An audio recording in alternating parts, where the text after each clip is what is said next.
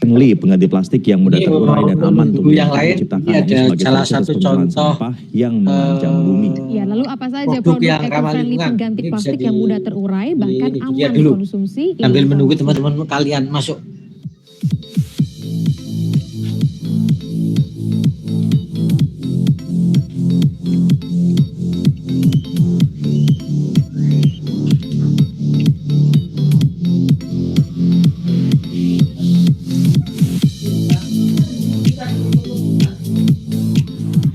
Selain rumput laut yang diubah menjadi gelas eco-friendly, biodegradable atau mudah terurai dan juga kaya serat.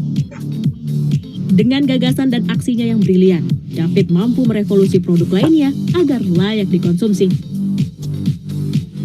Ya, berasal dari 100% rumput laut, kemasan makanan ini aman ditelan dan jika tak terpakai, bisa menjadi pupuk saat terurai.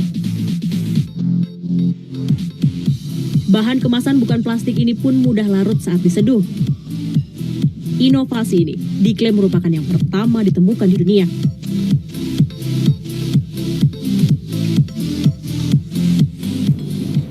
Ya, resah karena kontaminasi plastik yang semakin merajalela mencemari bumi menjadi sebuah ide awal dari penemuan produk inovatif yang ramah lingkungan. Tak hanya inovatif, tapi bagaimana temuan yang digagas 2015 silam itu bisa ikut mengedukasi masyarakat untuk berkontribusi menyelamatkan bumi. Jadi kita emang ide awalnya kita bikin si Elo Jello yang gelas yang bisa dimakan ini karena emang untuk mengedukasi masyarakat Indonesia dengan cara yang berbeda seperti itu. Jadi kita edukasinya dengan satu produknya unik, belum pernah ada sebelumnya. Habis itu menyenangkan juga karena bisa minum habis itu makan gelasnya kan.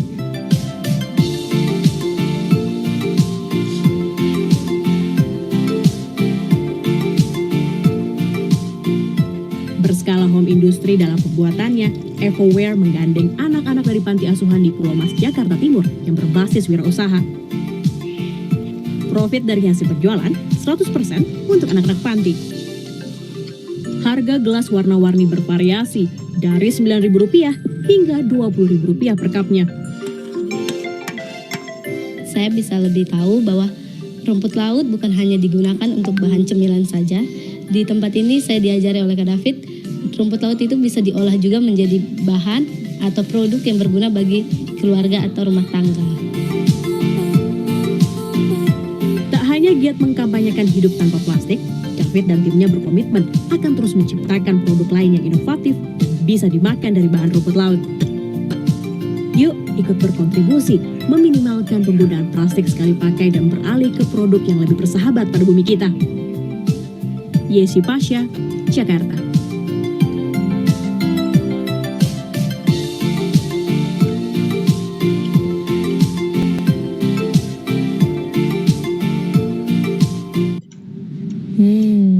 Itu. Saya sudah agak ngiler ya. Ini kan salah satu gelasnya. Iya, produk yang memang diciptakan untuk bisa menggantikan plastik, pemirsa. Ini saya pikir, hati-hati dan. Mau nunjukin aja kalau itu memang gelas. Yeah. Tuh, udah bocor kan? Dan ini bisa.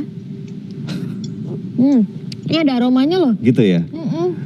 Nah, pemirsa, sudah ada David Christian nih, ya, founder dari Evoware yang sudah ada di studio. Ini yang pertama kali kurang lebih menciptakan ide untuk membuat kemasan gitu ya, kemasan menggantikan plastik menggunakan bahan dasar rumput laut. Wah, terima kasih Mas David sudah datang ke Good Morning. Ini idenya saya harus bilang luar biasa.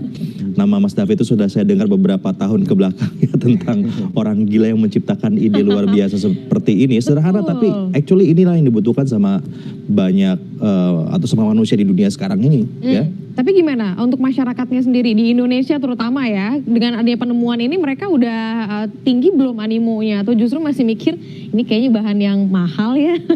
Iya, untuk sekarang sih emang masyarakat Indonesia kan kebanyakan kan masih mikirnya kan masih mahal dan produknya belum bisa terjangkau kan.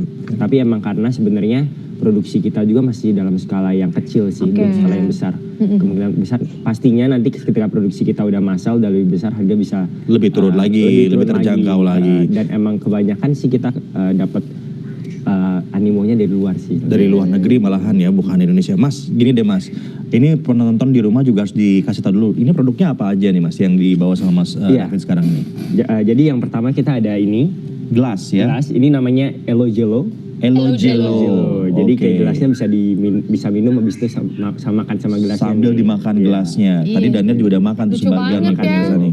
Sama buat anak-anak kayaknya sih. Ini produk yang pertama kali diciptakan ya sebetulnya Iya, ini ya? produk yang pertama kali kita ciptakan sih Oke. di 2016 waktu itu. Ini rumput Iya. laut tuh ada aromanya juga sih Mas. Ini betul juga nih daripada kita pakai gelas plastik kan, ya kan Iya. gelas plastik habis diminum langsung dibuang jadi sampah, sampahnya nggak bisa terurai. Ini bisa langsung dimakan sama kita Iya, ya. sehat lagi. Jadi Oke. dan karena terbuat dari rumput laut banyak seratnya, jadi kalau mau buat diet bisa Bisa makan lebih gelas nih bagus nanti. malahan. Nah daripada wasting ini malahan jadi healthy ya. Ini nggak ada rasanya sih ya, Iya. tawar. Tapi dari warna Berikutnya Mas oke. yang dibawa lagi apa? Nah, apa jadi lagi ini nih? kita ada pembungkus juga. Oh ini Jadi roti ya? Ini burger nih. Oh burger, Iya, oke. jadi pembungkusnya tuh dari rumput laut juga. Terbuat dari rumput laut juga. Iya. Belum iya, sarapan kan? Jadi kalau Prabu, misalnya, iya benar silakan. banget daripada roti juga bisa dong ya. Bisa, Kan roti kan bisa. sekarang kebanyakan dibungkus pakai plastik kan. Pakai plastik. Plastiknya langsung dibuang gitu. Ini bisa langsung dimakan ya. Itu bisa langsung dimakan juga. Coba tuh. buktikan. Ini saya makan sama plastiknya bisa nih sekarang. Boleh. Coba ini. Coba buktikan. Gampang ya. Gimana mengubah rasa gak tapi? Enggak sih. Enggak. Tetep ya? Malahan ada tekstur baru. Teksturnya Iya enggak? Ya agak-agak Renyah-renyah gitu. bukan renyah Oh. sih. Kayak lengket dikit begitu loh. Karena rumput laut. Rumput laut. Rumput laut. Wah. Ini bagus nih. Iya inovasinya ini menarik loh, Instagramable kan zaman sekarang kan apa-apa tuh Iya, selalu di-share di media sosial ya. Bener. Ini roti terus itu? Nah, Apalagi terus ini kita ada buat yang kantongnya juga. Ini bisa ada buat kantongnya. ini tahan berapa lama nih Mas? Kalau yang ini kan maksudnya sekali gigit kita bisa kena air aja kayaknya udah Iya. hilang Nah, gitu ini ya. bisa tahan sekitar kayak 2 tahun gitu sih. Sampai 2 tahun. Oke. Kecuali kalau misalnya kita taruh di air, Langsung terurai. ya atau nggak kita taruh kayak di tanah, di tanaman gitu kan karena banyak mikrobanya yang makan gitu, nah nanti bisa terurai dengan sendirinya. Oke, kayak gitu. tapi bagus lah ya. Iya. Saya pegang. Dan kemudian itu ada Ini kita ada sabun. Jadi bisa dipakai sabunnya ya? Iya. Ini ya. Jadi nggak perlu dibuka lagi nih sachetnya, langsung dibasahin aja. Oke. Basahin habis itu langsung di-step-step gitu. Oh, saya Bisa kalau nggak langsung dikasih tahu laku. pasti norak ya, Iya. dibuka dulu. Dan ini yang terakhir nih pemirsa nih, Itu buat ada pecinta kopi. kopi nih. Kan kopi ini kebanyakan pakai bungkus plastik ya, kopi sasetan gitu. Ini langsung bisa diuraikan gitu ya, Bisa. si kopinya ya? Jadi langsung dimasukin ke air panas aja bisa tuh. Oke, ini saya ada air panas, saya pecinta kopi juga. Coba nih saya masukin ya pemirsa nih ya. Kopinya, terus kita aduk-aduk. Oke. Jadi syaratnya Wis. airnya harus panas ya. Airnya panas. Ya iyalah kebayang lah ya tadi digigit langsung Mm-mm. terurai kan ini pasti akan terurai dengan sendirinya. Oh ini udah tuh, lihat tuh. Wow, jadi bisa diisi kopi favoritnya Prabu. Iya. Langsung deh tuh. Nah ini beneran nih pemirsa nih. Coba mana? Oh kameranya nggak bisa lihat ya? Dari atas mungkin. Di atas barangkali. Nah, Mana? Ah ini dia. Mana deh? Nih. tadi ya dari satu saset Coba. terus Nah, ini dia nih, dikasih pemirsa air nih. panas langsung. Tuh, ya, pembungkusnya langsung larut, langsung larut. Wow, rasanya mantap. Ya kopi banget lah, ya kopi namanya juga. Iyalah Masa teh? iya. Ada kopi-kopinya tapi ya itu dia ya. Jadi yang kita pikirin kadang-kadang kan ya segala macam kemasan bisa mengubah rasa tapi ternyata enggak dan itu tuh larut dengan sendirinya. Mas, ini awalnya idenya gimana sih sampai akhirnya terpikir untuk membuat ini semua? Nah jadi ide awal aku bikin Everywhere itu awalnya karena kemudian ikut terhadap lingkungan sih. Karena aku dulu sekolah di Kanada selama 4 tahun kan nggak pernah pulang. Iya. Jadi kan di sana kan bersih udaranya dan kayak nggak banyak sampah juga kan. Karena bener-bener kayak sistemnya udah kayak teratur gitu. Jadi pas pulang ke Indonesia ngelihat banyak sampah terutama di sungai, di jalanan gitu, aku pikir kayak baru cari tahu lebih dalam tuh mengenai sampah, terutama sampah plastik. Dari situ aku baru tahu ternyata sampah plastik itu udah mencemari semuanya, udara kita, bahkan air minum kita 76% di Jakarta udah kontaminasi sama mikroplastik. Makanan kita garam kita 90% udah kontaminasi sama mikroplastik juga tuh. Jadi aku mikir wah udah parah banget. Tapi yang aku lihat bukan karena masyarakat Indonesia nggak peduli terhadap lingkungan ya, tapi aku lihatnya mungkin karena kita nggak terlalu aware terhadap isunya dan kalau ini tuh ternyata udah mencemari semuanya. Waktu itu sempat ada kan beritanya yang paus di Wakatobi itu yang isinya yang perutnya banyak plastik semua, padahal di dalam tubuh kita juga ada juga karena udah sampai mencemari minuman dan makanan kita kan. Jadi menurutku udah serem banget sih. Jadi waktu itu idenya gimana caranya mau menciptakan satu produk yang belum pernah ada sebelumnya, yang unik, yang bisa mengedukasi masyarakat Indonesia juga, terutama untuk anak-anak nih. Jadi dengan cara yang berbeda, dengan cara yang lebih menyenangkan. Jadi produk yang pertama dibikin waktu itu yang gelas kayak yang Elo Jelo ini, kayak gelas jelly ini. Ini bisa kita beli satuan gak sih? Bisa. Bisa ya? Bisa dibeli satuan, Menarik bisa dibeli box juga. Ini saya pikir juga kalau menurut saya sih mungkin pemerintah juga harusnya sudah mulai langsung nih mewajibkan produk-produk menggunakan kemasan seperti ini ya. Ada beberapa daerah yang memang sekarang sudah mulai ya mengganti kemasan plastiknya. Tapi mungkin dengan cara ini jadi lebih menarik ya. Konsumen pun kan kayaknya worth it lah untuk bayar sedikit lebih mahal untuk hal yang menarik seperti ini dan untuk lingkungan kita. Tapi kalau didukung sama pemerintah sih mungkin seharusnya bisa jadi lebih murah ya karena disubsidi misalnya. Ya betul. Ya kan kalau memang niat betul-betul mau menjaga lingkungan ya disubsidi bisa aja gitu. Jadi harganya bisa lebih murah. Waduh, ini doyan ya. Semuanya bisa lah. Oke, thank you banget Mas David sudah bergabung bersama kami di Good Morning. Terima kasih untuk segala macam hal masukannya yang sudah kita dapatkan hari ini. Mudah-mudahan juga masyarakat sedikit demi sedikit lah ya dengan keberadaan informasi di media sosial ya masyarakat bisa mengubah gaya hidupnya, mengganti kemasan plastik dengan kemasan yang mudah terurai kayak gini nih. Ini ide hebat Mas David. I appreciate so much. Keren banget. Terima kasih. Itu tadi salah satu contoh inovasi produk ramah lingkungan karya anak bangsa, dan ini sekarang udah ada bisa di tangan pemerintah. Pemerintah harus bisa segera mensikapi. Kalau memang pemerintah itu benar-benar aware dengan masalah lingkungan, masalah kelestarian lingkungan, ya mereka harusnya mendukung karya-karya anak muda yang seperti ini. Ini yang harusnya disubsidi, bukan memberikan subsidi kepada hal-hal yang nggak benar itu.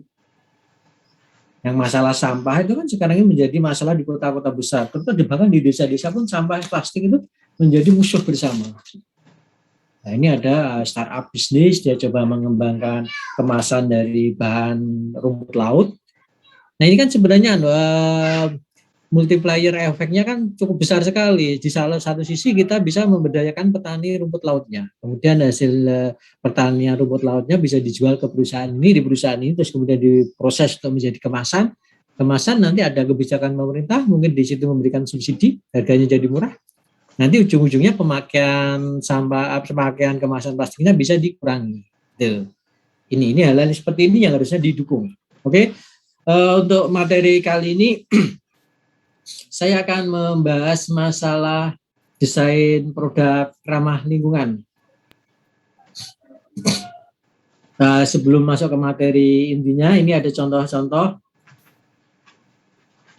Ini adalah contoh produk mamin, industri mamin, makanan dan minuman. Yang pertama itu adalah kopi cap kapal api. Di situ kan kemasannya itu ya tergantung, ada yang kecil, ada yang sedang, ada yang besar.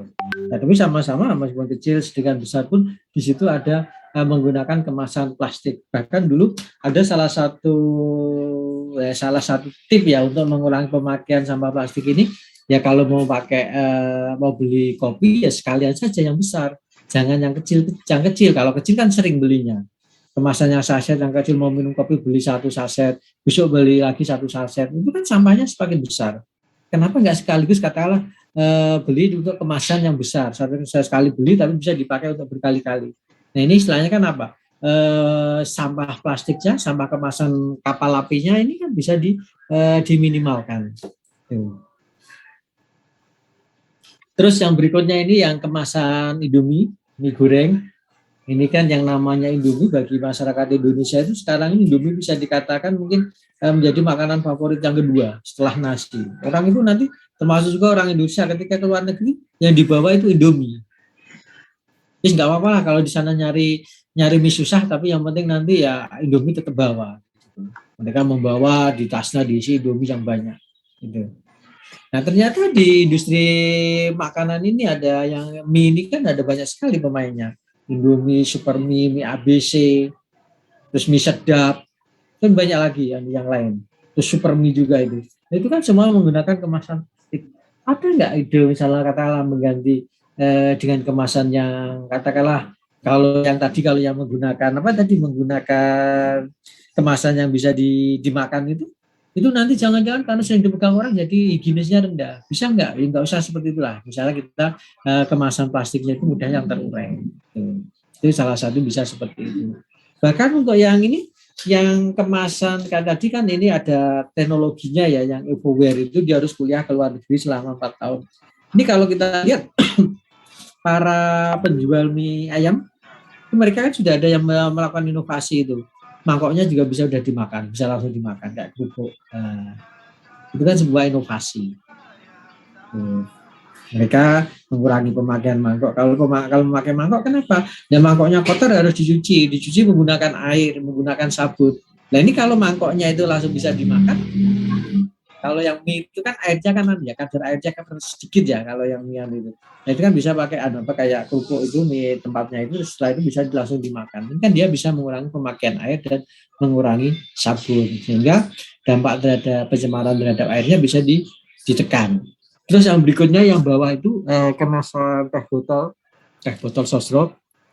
Tag lainnya kan apapun makanannya, minumannya tetap teh botol sosro. Ini merek yang legendaris sekali.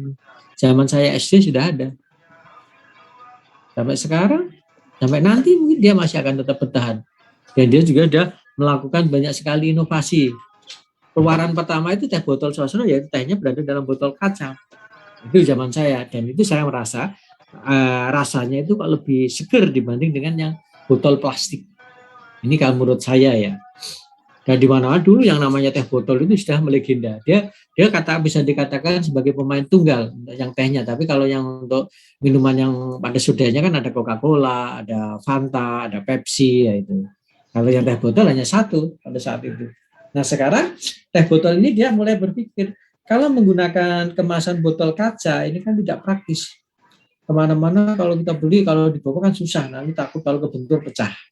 Akhirnya dari situ muncul ide dari pihak manajemen teh botol sosro. Mereka mulai mengembangkan botol kemasan dengan plastik. Botol kemasan dengan plastik pun ada berbagai ukuran di situ. Terus kemudian dirasa lagi menggunakan botol plastik itu ada teh kotaknya juga. Kemudian yang kalengan. Nah, ini. Tapi pertanyaannya, ketika mereka mengganti kebijakan kemasan yang dari botol terus kemudian jadi plastik terus kemudian kaleng terus yang teh kotak itu, mereka berpikir nggak kemasan mereka itu nanti bisa didaur ulang apa enggak? Mohon maaf, tolong ini nanti ya direkam ya. Ini saya jadikan dulu. Bentar. Ini si korbannya siapa ini? Saya Bapak. Siapa? Laina. Laina. Oke, kamu tak jadikan. Sebentar. Ini belum saya belum mengklaim jadi hostnya ya. Enggak.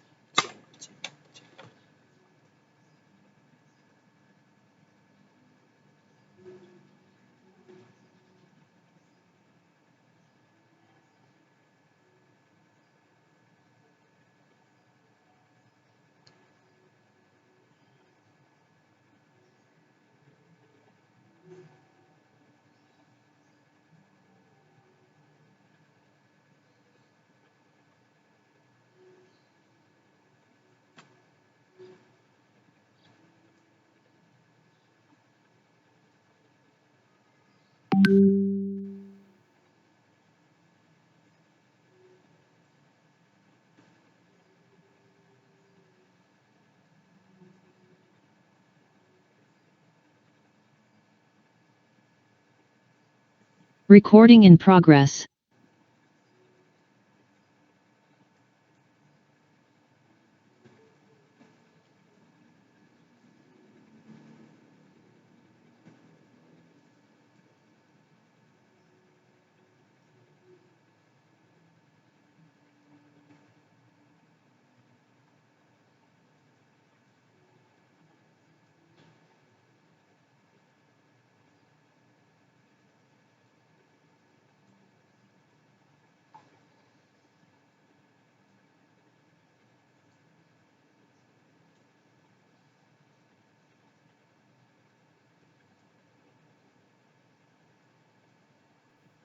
Maaf Bapak, Bapak masih ke-mute Pak, jadi belum ada suaranya.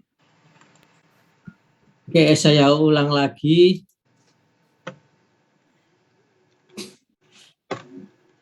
Yang teh botol ini, selama ini pihak manajemen pernah berpikir nggak terkait dengan kemasan plastik, terus kemudian kemasan kaleng, kemasan kotak itu. Mereka berpikir nggak apa kemasan itu bisa didaur ulang apa tidak? Ini jadi bahan pertanyaan. Kenapa? Apakah hanya sekedar mereka mengejar kepraktisan, tapi tanpa pernah melakukan analisis nanti dengan mengganti kemasan jadi kemasan yang plastik atau kemasan kaleng ini kemasannya bisa didaur ulang apa enggak? Kalau enggak kan malah menimbulkan dampak yang cukup besar bagi lingkungan. Kalau yang dulu menggunakan kemasan botol kaca itu kan gampang sekali, itu kan bisa ditukar nanti. Ketika kita beli terus tehnya sudah habis, mau beli lagi itu kita kembalikan lagi ke yang jualan. Nah, di situ harganya bisa lebih murah. Termasuk juga untuk produk-produk yang lain yang dulu menggunakan botol kaca. Seperti Coca-Cola, Sprite, Fanta, Pepsi, itu dulu kan menggunakan botol ini, botol kaca. Tapi sekarang mereka sudah beralih ke plastik. Gitu. Padahal dengan menggunakan botol kaca itu banyak sekali penghematan yang bisa dilakukan. Mungkin cuma permasalahannya adalah dari sisi kepraktisan. Kalau botol kaca itu kan menjadi lebih berat. Hanya itu saja sebenarnya. Tuh. Terus yang berikutnya ini adalah produk-produk elektronik yang sering ya kita jumpai di rumah kita. Ada rice cooker, ada setrika, ada televisi, ada radio, kemudian terus ada lagi banyak HP. Terus pemutar CD, itu kan banyak sekali itu. Nah, selama ini kita pernah berpikir nggak, kalau barang tersebut itu sudah tidak terpakai, mau diapakan lagi? Mau ditumpuk di rumah kita, itu nanti lama-lama rumahnya akan jadi penuh. Atau kita luakkan. Gitu. Kalau diluakkan nanti barang-barang tersebut mau diapakan? Ini kan harusnya kita berpikir. Kita harus sebagai mahasiswa itu punya pemikiran yang kritis. Pemulung itu selalu misalnya lewat tuh dan komputer bekas, TV bekas, pulang hiburan, kalau di Jawa kan seperti itu. Setrika bekas, apa sebenarnya apa yang mau dicari di situ? Harusnya kan kita sebagai mahasiswa harusnya kritis. Ini barang ini setelah dibawa pemulung ini mau dikemanakan? Apakah diambil komponen plastiknya saja, sementara komponen elektroniknya dibuang atau seperti apa? Kita kan nggak pernah tahu. Nah, supaya tahu ya harus kita melakukan riset ke arah sana. Nah, ini karena ada pengalaman, ada salah satu pulau, nggak tahu di India apa di Bangladesh, ya pokoknya di daerah Asia, kepulauan tersebut itu dijadikan tempat pembuangan sampah elektronik oleh negara maju. Berarti di sana itu akhirnya apa? Tercemar bahan B3, bahan berbahaya beracun. Airnya tercemar, di sana gersang, nggak ada tanaman. Yang ada ya tumbukan ini, ada TV, monitor bekas, komputer bekas, setrika bekas, dan sebagainya dibuang di situ. Tuh. Terus yang sebelah ini adalah komponen-komponen mobil yang sering kita jumpai, misalnya kalau di Solo itu ada di Pasar Kelitikan, kalau di Kudus itu ada namanya Pasar Maling. Di kota-kota besar itu kayaknya juga banyak pasar-pasar yang seperti itu. Di situ kita bisa mencari model spion yang model apa, lampu yang model apa, terus kemudian ini roda mobil ada semua di sana, pelek mobil ada semua. Nah, mereka dapatnya itu dari mana? Apakah mereka membeli eceran dari pabrik atau dia ngambil dari mana? Ini jadi pertanyaan, sumbernya dari mana? Ini kan sebenarnya merupakan salah satu usaha untuk mengurangi limbah. Bisa jadi nanti di situ dia dapatkan itu dari ini, katakanlah ada mobil bekas tabrakan terus kemudian direparasi di bengkel. Nah di situ mungkin dia kerjasama dengan pemilik bengkelnya Recording untuk membeli komponen-komponen yang masih bisa dipakai di situ. Sehingga komponen-komponen yang bisa dipakai nanti dijual di pasar kalau di situ ada pasar kritikan ini. Ini kan daripada dibuang percuma ini dimanfaatkan karena komponen tersebut masih bisa dipakai. Terus yang berikutnya ini mobil. Mobil kalau di luar negeri itu ada umur pakainya ya. Itu setelah umur 5 tahun atau 6 tahun itu harus dituakan. Nah di sana itu kebijakannya kan semakin tua umur mobil maka pajaknya semakin tinggi. Berbeda dengan di Indonesia. Di Indonesia umur mobil semakin tua pajaknya semakin murah gitu. Makanya kalau di luar negeri itu orang nggak mau memelihara mobil yang tua karena apa? Beban bajaknya sangat tinggi. Lebih baik beli mobil baru. Yang mobil lama diapakan? Diloakkan saja, dibesi tuakan. Nah di Indonesia kan enggak. Nanti ada yang kolektor itu mobilnya banyak sekali, keluaran tahun-tahun yang lama. Recording in progress.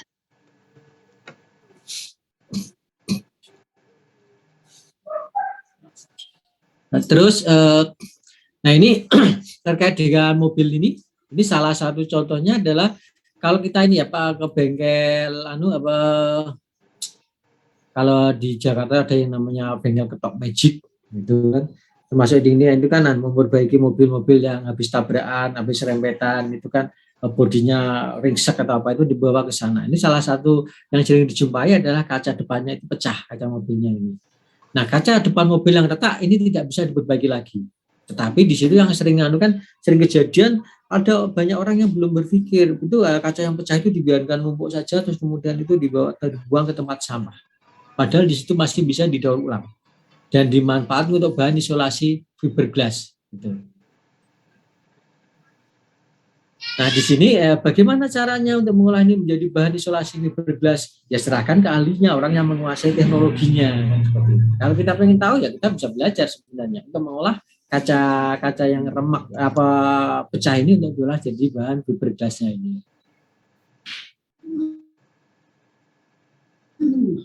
Terus kemudian kaca depan mobil yang rusak ini jika dilakukan bisa dimanfaatkan menjadi bahan dasar blok beton dan juga batok kaca. Selain itu bisa dimanfaatkan untuk blok beton dan batok kaca. Terus plastik yang merupakan pinggirannya dari kaca depan mobil yang sudah rusak tersebut bisa dimanfaatkan untuk bahan pembuatan karpet lem. Ternyata di situ masih banyak yang bisa dimanfaatkan. Ya seperti tadi kalau di Amerika sana itu kan mobil yang masuk ke tempat ini pembuangan akhirnya itu kan banyak sekali kacanya dicopotin nanti didaur ulang sama mereka. Terus yang berikutnya ini kaitannya dengan bahan bekasnya. Nah bahan bekas ini juga jangan buru-buru dibuang ke tempat sampah karena bahan bekas yang bisa didaur ulang kembali sebagai bahan baku untuk aspal jalanan ini.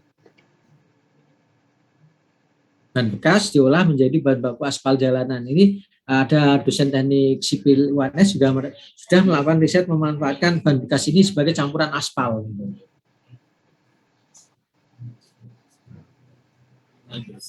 Ini untuk pemanfaatan bahan bekas.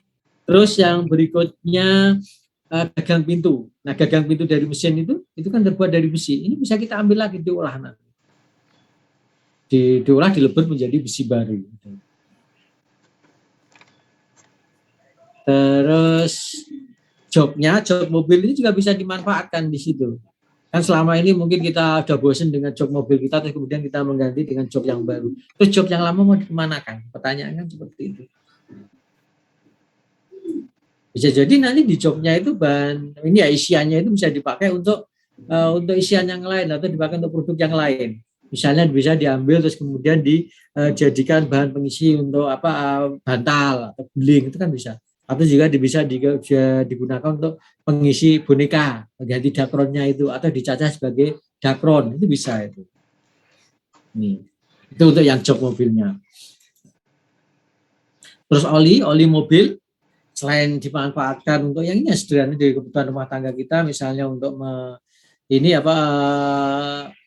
sebagai pelumas rantai motor, pelumas pagar rumah. Ini kan sebenarnya dari oli ini juga bisa dimanfaatkan. Buktinya apa? Itu kan banyak mobil ini pengepul yang ngambil oli bekas itu yang di bengkel-bengkel itu. Nah itu olinya itu mau dikemanakan? Nggak mungkin loh dia itu capek-capek mengumpulkan oli bekas itu kalau tidak ada nilai ekonomisnya. Mungkin di situ nanti olinya dengan penambahan zat kimia tertentu bisa olinya menjadi lebih jernih lagi dan bisa dipakai lagi. Bisa jadi nanti dikemas lagi dengan merek apa, itu bisa juga seperti itu. Makanya dulu waktu zaman saya S1 ada mata kuliah sosiologi industri.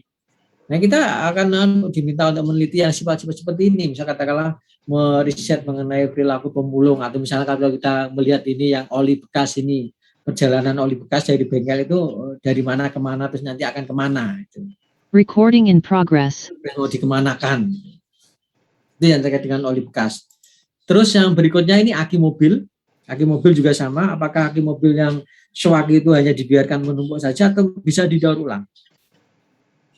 Nggak mungkin dong kalau itu hanya misalnya katakanlah kan ada yang menerima tukar aki bekas dengan aki baru. Nggak mungkin kalau dia proyek merugi. Dia mesti ada nilai ekonomisnya untuk aki bekasnya itu. Katakan, wah ini aki yang lama dihargai hanya 100.000. Nah 100.000 setelah itu dia mau apakan? Apakah dia rela mengeluarkan 100.000? Mesti dia mendapatkan lebih dari 100.000. Gitu.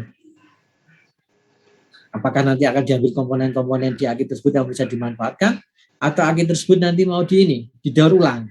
Kita nggak tahu itu. Itu yang jadi PR. Itu PR bagi kalian nantinya. Ini perjalanan aki bekas itu kemana? Gitu. Terus yang berikutnya ini adalah contoh sukses dari seorang kuli bangunan yang tinggal di Gundang Rejo, Karanganyar.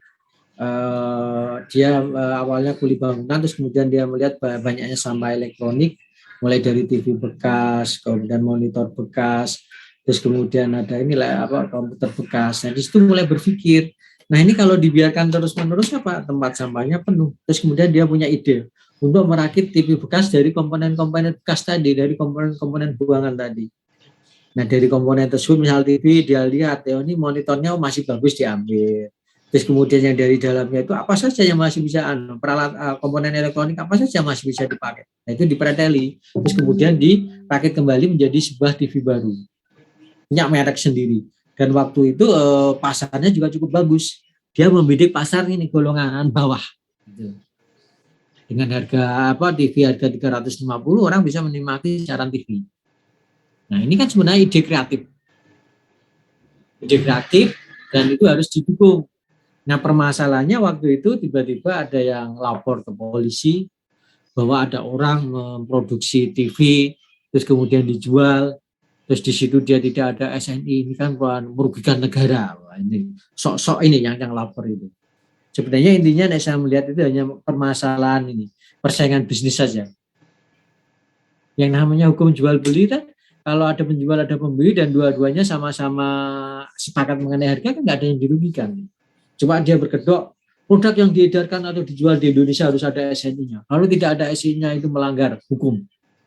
Akhirnya Pak Kusrin ini sempat ditahan, disel di polisi, ya, di kantor polisi. Akhirnya dari situ para netizen bergerak, mereka membuat tagar selamatkan atau bebaskan Pak Kusrin. Akhirnya satu Indonesia itu ramai mendukung, ada petisi itu. Pihak kepolisian akhirnya kooperatif, dia terus mengeluarkan Pak Kusrinnya. Kemudian dari Kementerian Perindustrian terus memberikan supervisi terhadap proses produksinya. Ya, terus ngasih tahu harus mengurus izin SNI-nya. Awalnya juga Pak Kusrinnya dia mau mengurus izin ke SNI-nya, membuat SNI-nya, tapi itu kan prosesnya sulit. Cuma dengan adanya kasus ini kemudian prosesnya jadi lebih mudah.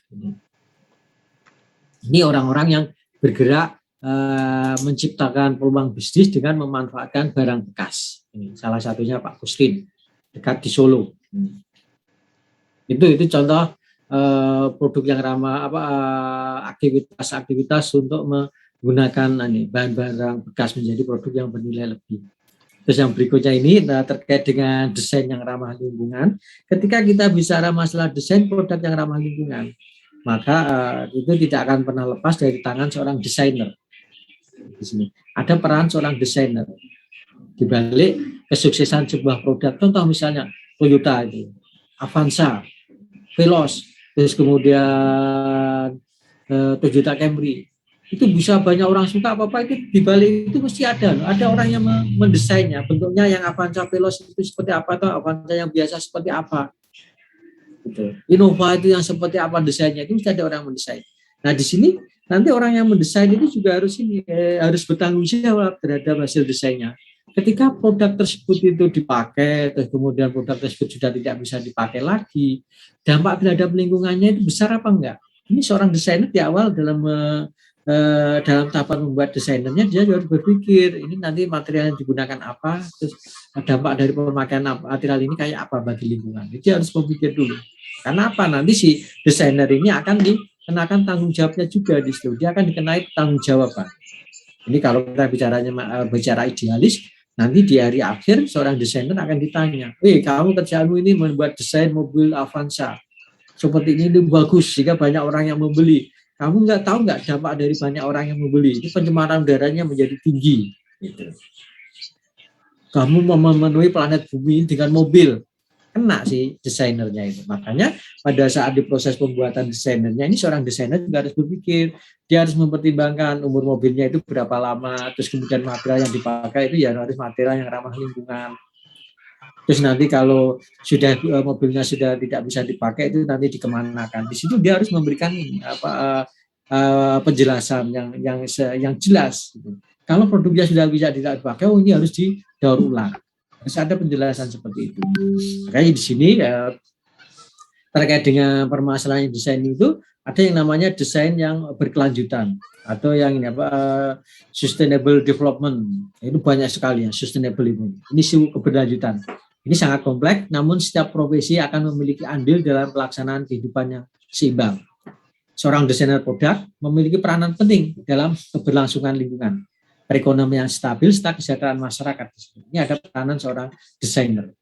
Nah, demi terciptanya kehidupan yang berkesinambungan dari segi ekonomi, sosial, dan ekologi tersebut, seorang desainer mampu menggunakan kemampuannya dalam mengorganisir, menganalisa, dan mengkomunikasikan idenya dalam pembangunan berkelanjutan.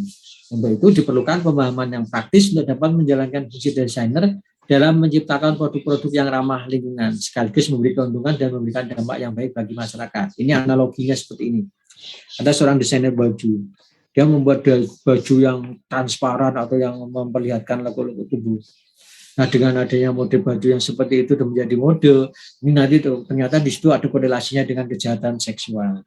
Akhirnya apa? Ya seorang desainer bajunya akan terkena imbasnya di situ. Dia harus mempertanggungjawabkan hasil karyanya. Ternyata hasil karyanya itu menyebabkan peningkatan kejahatan seksual. Ini seorang desainer produk yang lain juga sama. Ketika orang menggunakan produk yang tersebut banyak yang memakai, terus kemudian terjadi penghamburan sumber daya. Nah, ini kembali lagi ya seorang desainer harus bertanggung jawab juga. Nah, isu keberlanjutan ini muncul dan disadari kepadanya pada sekitar tahun 1960-an. Diawali dengan adanya buku yang ditulis oleh Rutger Carson, yaitu judulnya berjudul Silent Spring, yang banyak mengungkapkan fakta akan kerusakan bumi yang diciptakan oleh manusia untuk memenuhi kebutuhannya dengan menciptakan bahan-bahan kimia yang berbahaya bagi kelestarian lingkungan. Contoh sederhana seperti ini.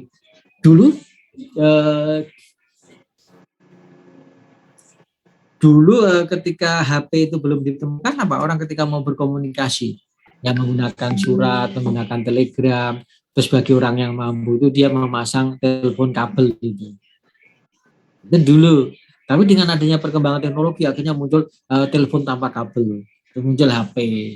Kemudian semua orang di awal-awal kemunculan HP itu yang bisa memakai HP itu kan hanya orang-orang tertentu karena harganya mahal. Sekarang aja tukang becak pun punya mobil, HP dan HP-nya itu ya lumayan lah harganya dari sisi harganya.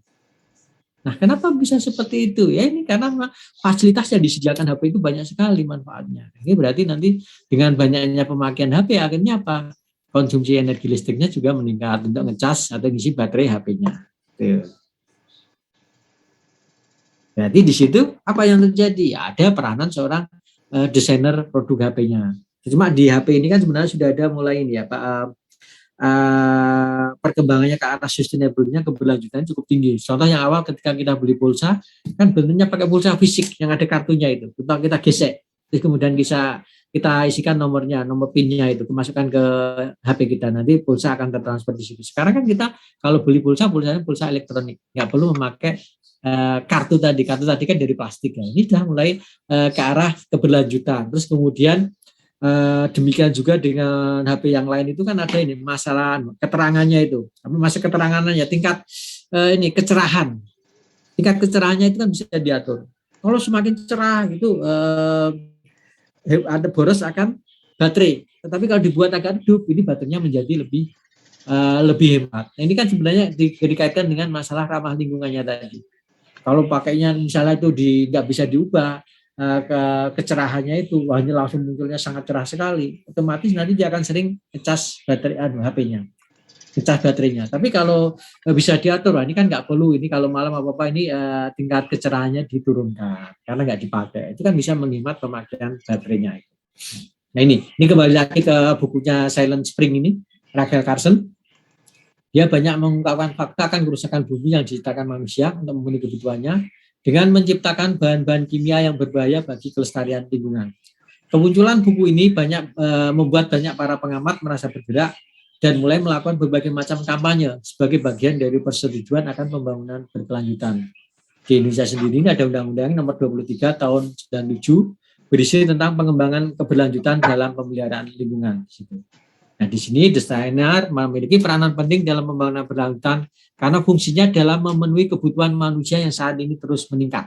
Ini apa yang kita beli, ini kan semua kerjaan desainer. Kenapa sih saya membeli HP merek Samsung atau merek ini? Karena tertarik bentuknya. Siapa yang dibalik itu? Ya desainer yang membuat bentuk yang menarik.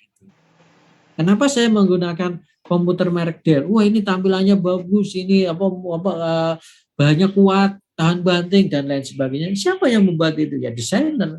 Desainer awalnya yang merancang itu. Makanya di sini dengan adanya permintaan, pasar akan menciptakan banyak peluang bagi produsen untuk meningkatkan keuntungan ekonomi. Namun tidak dengan pertimbangan lingkungan. Pada saat kesadaran akan kerusakan lingkungan yang dialami bumi semakin parah, masyarakat mulai beralih pada gaya hidup yang ramah bagi lingkungan. Hal ini dipandang bagi produsen sebagai peluang besar kembali. Contoh katakanlah sekarang itu kan orang itu sudah jenuh dengan kehidupan yang seperti ini, rutinitas. Terus orang ingin kembali ke alam, di mana ketika dia berlibur tuh di situ benar-benar tidak ada sinyal, sehingga dia bisa bebas. Yang namanya libur ya libur, dia nggak megang HP lagi, dia tidak megang laptop lagi. Yang namanya libur ya libur, kita fresh, kita main di situ. Cuma faktanya kan sekarang kita liburan itu kan masih membawa kerjaan. Karena kerjaan sekarang dengan perkembangan teknologi, informasi, internet yang maju ini kan pekerjaan bisa kita lakukan dimanapun. Nah ini akhirnya apa? Kita hanya memindah pekerjaan dari rumah, dari tempat kantor ke tempat wisata kita. Makanya sekarang ini harus dikembangkan tempat wisata yang di situ tidak bisa tembus sinyal internet. Jadi di sana orang bebas, bisa kembali lagi ke masa lalu ya seperti itu. Jauh dari hiruk pikuk pekerjaan. Nah, saat ini produk-produk yang memiliki konten ramah lingkungan banyak kita temukan, dilihat dari banyaknya klaim berupa simbol-simbol yang dimiliki oleh produk tersebut. Namun justru dengan adanya kesulitan dalam memenuhi tuntutan untuk melestarikan lingkungan, produsen banyak mengesampingkan hal ini. Istilahnya yang terjadi sekarang ini main klaim saja. Menggunakan lampu LED ini ramah lingkungan.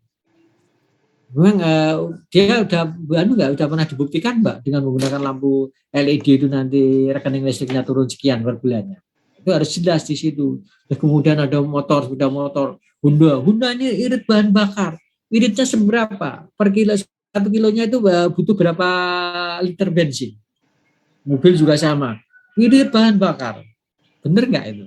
Jangan hanya sekedar klaim saja, itu harus dibuktikan, harus ada datanya. Termasuk juga nanti laptopnya baterainya tahan lamanya seberapa lama. Kita sebagai produsen harus kritis di situ. Jangan mudah istilahnya dibohongi oleh para salesnya atau iklan. Nah, metode yang bisa digunakan ini kaitannya ke yang desain produk yang ramah lingkungan ini ada yang namanya metode DCBA. Ini diambil dari bukunya Larasati 2007 dalam buku yang berjudul Sustainable Housing in Indonesia. Jadi diadaptasikan untuk mendapatkan hierarki dalam tingkat penerapan aspek keberlanjutan dalam produk yang akan diuraikan dalam tabel hierarki dan disesuaikan dengan konteks pembahasan produk yang berwawasan lingkungan. Nah, DCBA ini nanti akan menjadi guidance bagi para desainer produk. Supaya apa? Ketika dia mau merancang produknya itu, merancang desain produknya itu, dia bisa memasukkan aspek ramah lingkungan, bisa memasukkan sehingga nanti produknya itu bisa dikatakan produk yang berkelanjutan di situ. Nah, di sini DCBA ini dia akan membagi produk itu menjadi 4 kelas atau 4 klasifikasi, di mana produk dengan nilai D atau simbol D ini merupakan kondisi yang paling tidak ideal karena jauh dari standar ideal penerapan konsep berkelanjutan yang disesuaikan dengan konteks masing-masing variabel. Kalau C ini sudah ada upaya efisiensi dalam tercapai, hanya saja pertimbangan dalam merespon isu lingkungannya masih rendah. B ini respon terhadap isu lingkungan telah ada, namun belum mencapai situasi atau kondisi yang ideal dalam penerapan konsep berkelanjutan. A itu dia tidak mempertimbangkan sama sekali, jauh dari kata ideal.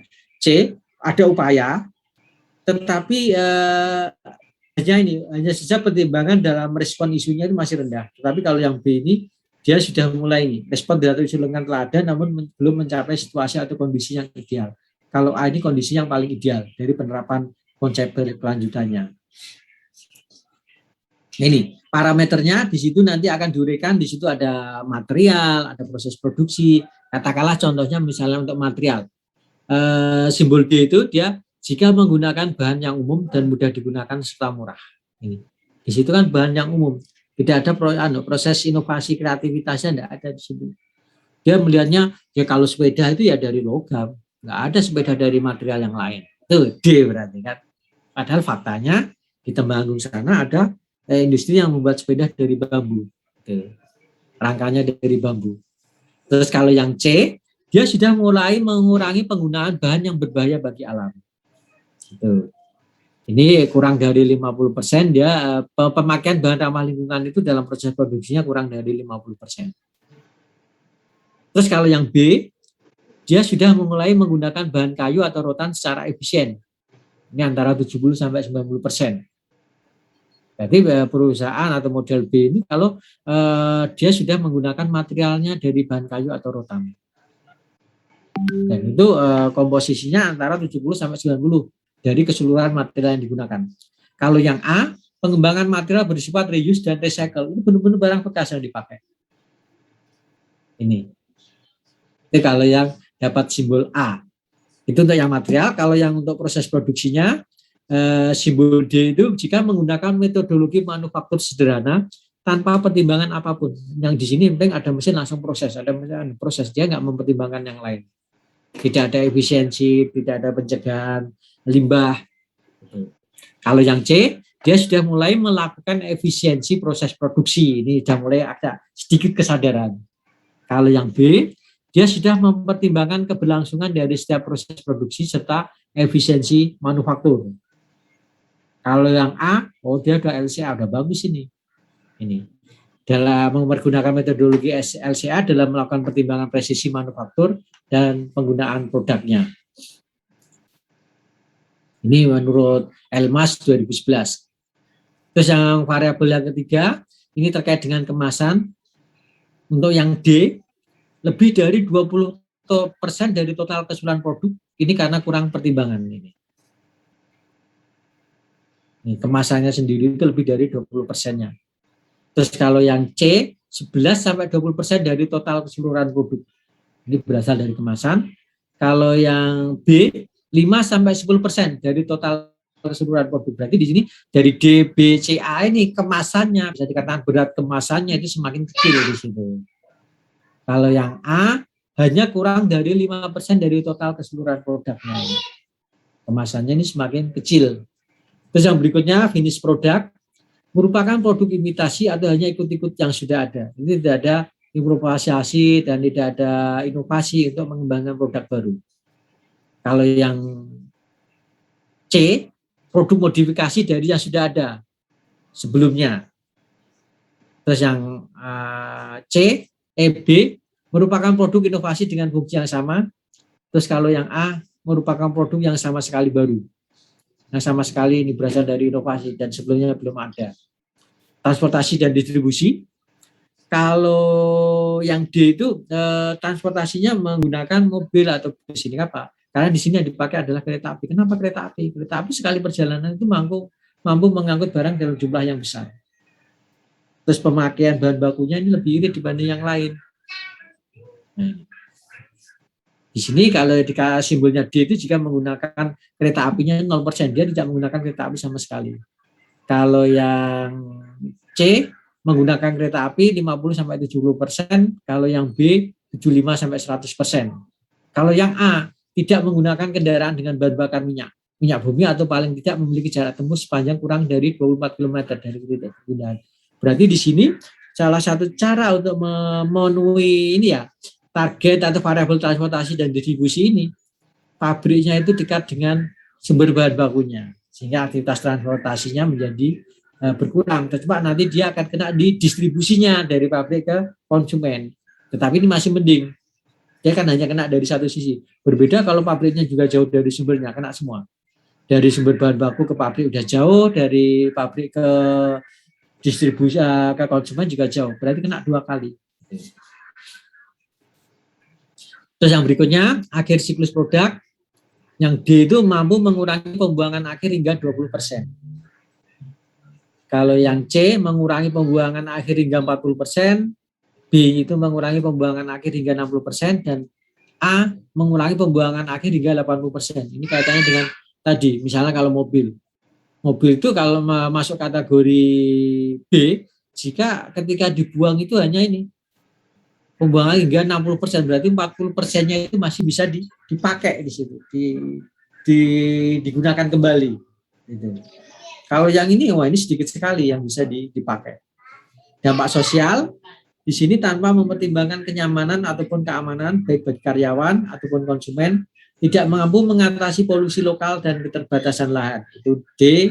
Kalau yang C itu mulai ada pertimbangan keamanan dan kenyamanan karyawan dan konsumen.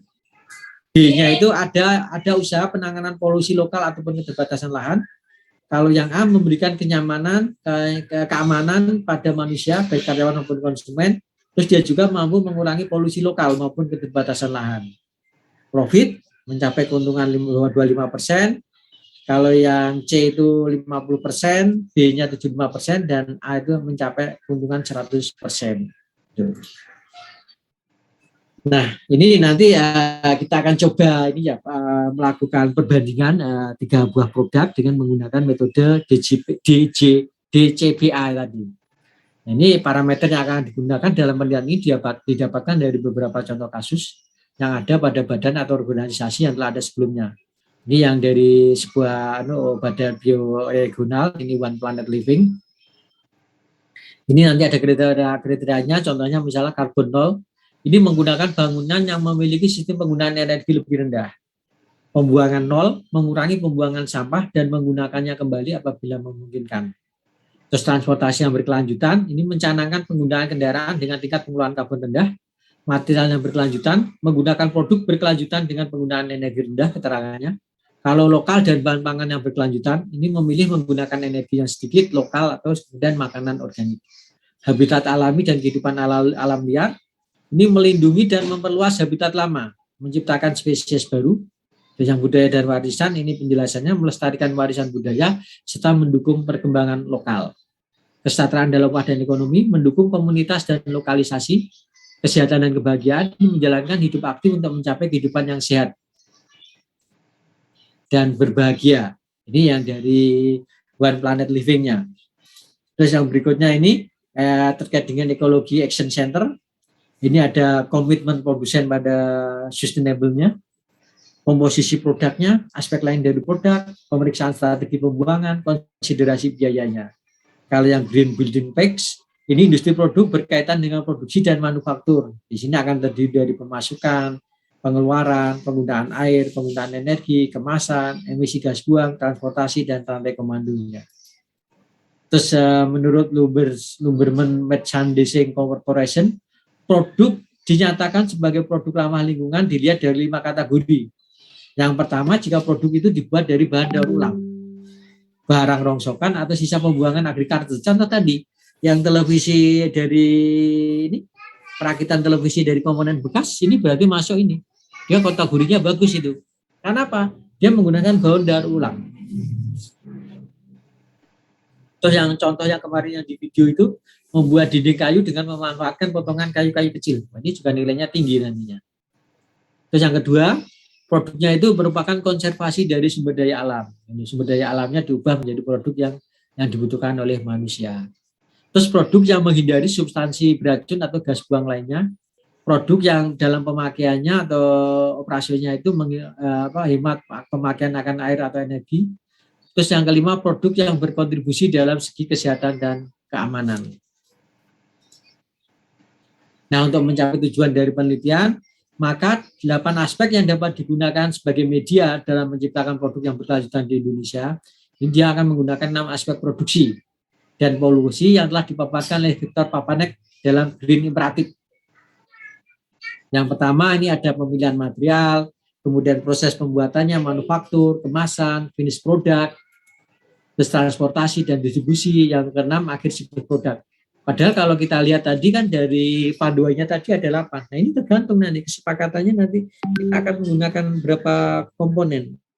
Itu kan disediakan 8. Nah di sini dalam riset ini kita menggunakan 6. Kenapa 6? Ini disesuaikan dengan kondisi dari produk yang akan kita nilai di situ. Nah ini pemilihan material. Pemilihan material merupakan tahap yang cukup sulit untuk diambil, mengingat seluruh keputusan atas pemilihan bahan memiliki konsekuensi lingkungan di situ. Mau menggunakan material seperti apapun itu pasti akan ada dampak bagi lingkungan. Tetapi nanti kan gini, kita diberikan kebebasan untuk melakukan pemilihan di situ. Ya, seorang desainer harus memilih material yang memiliki dampak yang lebih kecil dibanding dengan material yang lain. Nah, dengan menggunakan kemampuan analisis desainer, diharapkan adanya pertimbangan pemilihan bahan baku material terhadap keberlangsungan alam. Tidak hanya didasari atas pertimbangan pengurangan biaya produksi di situ. Bisa jadi nanti ada material itu yang harganya mahal tetapi dampak bagi lingkungannya rendah. Tetapi ada material yang murah tetapi dampak terhadap lingkungannya tinggi. Biasanya kan banyak pengusaha itu memilih bahan baku yang murah, kemudian dia jual dengan harga tinggi sehingga keuntungannya tinggi. Dia nggak mempertimbangkan dampak pada lingkungannya. Terus yang kedua, proses manufaktur. Pada prosesnya penting bagi produsen untuk meninjau polusi yang disebabkan dari pabrik atau industrinya. Seperti apakah ada polusi air yang dibuang oleh pabrik ke sungai, jumlahnya seberapa, terus kemudian bagaimana dengan polusi udara dan polusi yang lainnya. Itu proses manufakturnya. Terus yang ketiga, kemasan.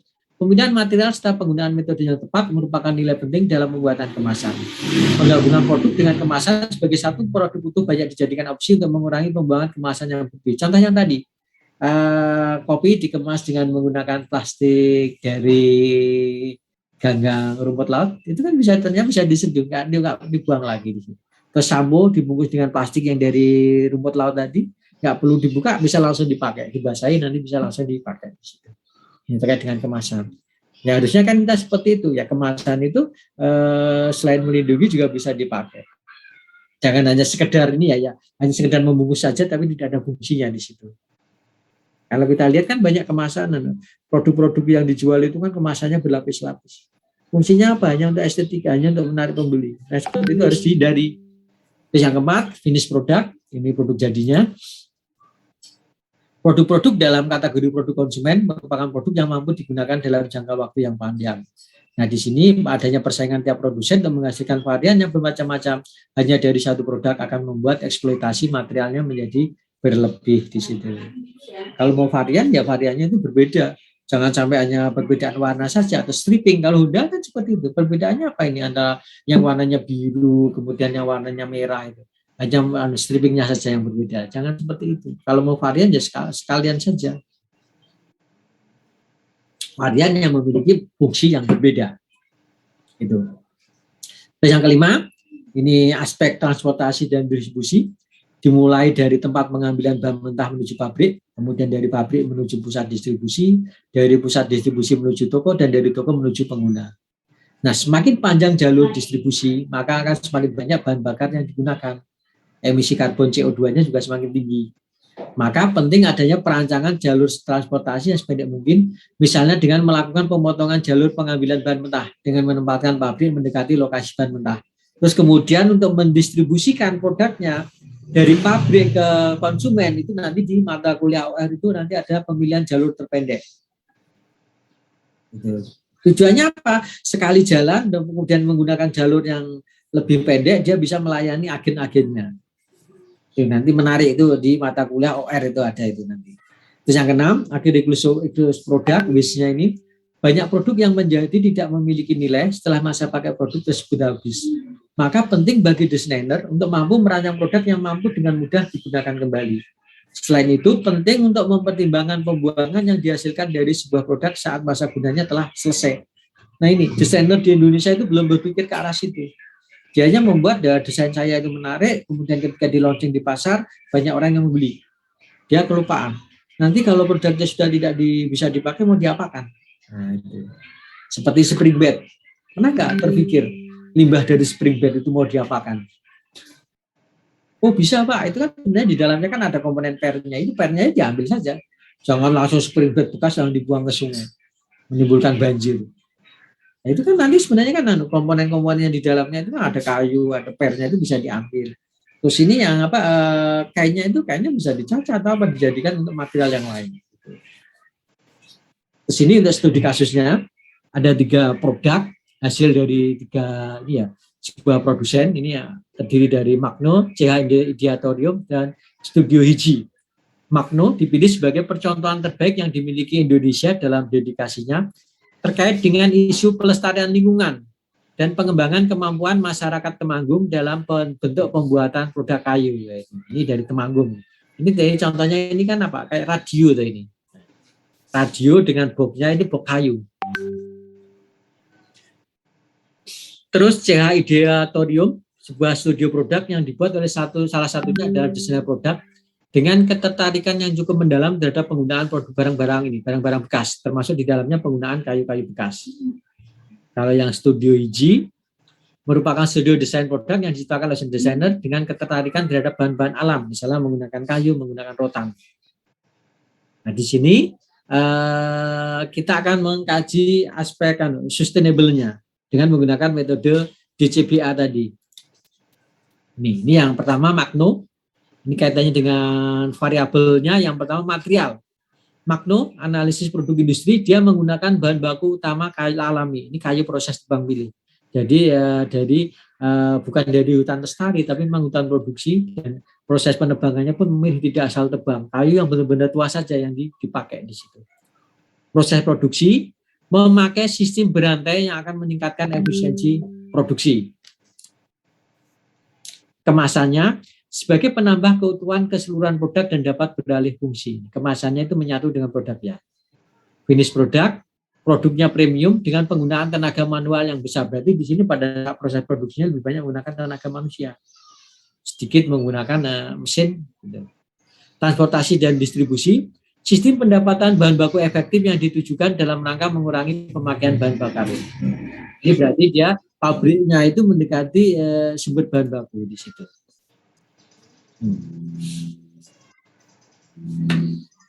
Terus akhir siklus produk mampu untuk didaur ulang hingga 95% dari keseluruhan material itu bisa dipakai. Dampak sosial, pemberian wawasan ilmu lingkungan kepada warga sekitar dan sistem kerjanya holistik atau terpadu. Profit, keuntungan yang didapat kurang dari 100% dari biaya produksi awal. Itu yang Magno. Terus yang berikutnya yang CH, materialnya, bahan baku utama diambil dari bahan daur ulang maupun limbah manufaktur. Proses produksi ini sangat fleksibel, fleksibilitas yang tinggi dalam proses produksi, mengingat bahan yang digunakan adalah bahan daur ulang. Kemasan menggunakan bahan yang aman untuk lingkungan dengan sistem simple packing. Ini materialnya ramah bagi lingkungan dan packingnya itu sangat sederhana. Finish produk furniture untuk pasar premium dengan bahan daur ulang. Produk akhirnya. Transportasi dan distribusi, jalur distribusi produk ke pasar relatif hemat bahan bakar. Akhir siklus produk, kemampuan daur ulang lebih rendah. Karena bahan utama sendiri merupakan bahan daur ulang. Ini kalau yang akhir siklus produk ya susah. Kenapa? Karena material yang dipakai untuk produksinya sudah dari bahan daur ulang. Ketika itu mau didaur ulang lagi sudah susah. Dampak sosial, memberikan pendapatan lebih kepada pengepul dan memberikan alternatif kepada industri dalam hal alokasi limbah produksi ini. Ini kalau yang kemarin, yang contoh kemarin itu kan, itu memberikan nilai tambah kepada produsen furniturnya, karena limbahnya itu ada yang membeli. Yang semulanya dibakar, sekarang dibeli. Harganya kan menjadi lebih mahal lagi. Profit, bukan merupakan hal yang mendesak karena studio menitik beratkan pada eksplorasi, riset dan pengembangan produk furniture bahan daur ulang. Ini profitnya dia belum ke arah situ, tapi masih pada promosi untuk kelestarian alamnya lebih dominan di situ. Studio hiji, materialnya bahan baku utama diambil dari rekanan industri, proses produksi, efisiensi produksi telah dilakukan, kemasan menggunakan bahan kardus dengan minimalisasi penggunaan kemasan berlebih, finish produk furniture atau mebel dengan menggunakan rotan ataupun kayu yang telah umum dipakai di Indonesia. Transportasi, jalur distribusi produk ke pasar relatif hemat bahan bakar. Akhir siklus produk dapat kembali didaur ulang maupun disimpan untuk kebutuhan proses produksi selanjutnya. Rotannya bisa dimanfaatkan lagi untuk yang lain. Dampak sosial, memberikan pekerjaan bagi pengrajin, adanya upaya menjaga kenyamanan dan kenyamanan karyawan dan konsumen, profit. Produk studio hiji merupakan produk yang komersil. Ini nanti setelah itu kita nilai di situ. Kita bandingkan antara Magno, CH maupun studio hiji di situ. Ternyata untuk material Magno dia mendapatkan poin yang lebih tinggi. Dia A. Terus untuk proses produksinya Magno juga masih lebih tinggi. Sudah berantai meningkatkan efisiensi produk. Sementara yang CH sama studio hiji C. Terus yang kemasan, ini skornya A semua.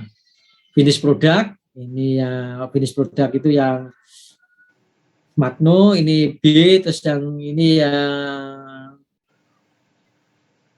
cek apa tadi, ya B, terus kemudian yang studio hiji itu C. Transportasinya itu D semua. Akhir siklus produk itu yang Magno A, terus kemudian yang CH itu D, kemudian yang studio hijaunya B. Dampak sosial, ini Magno lebih tinggi semua ini, ADC, terus profitnya itu juga ACB. Ini.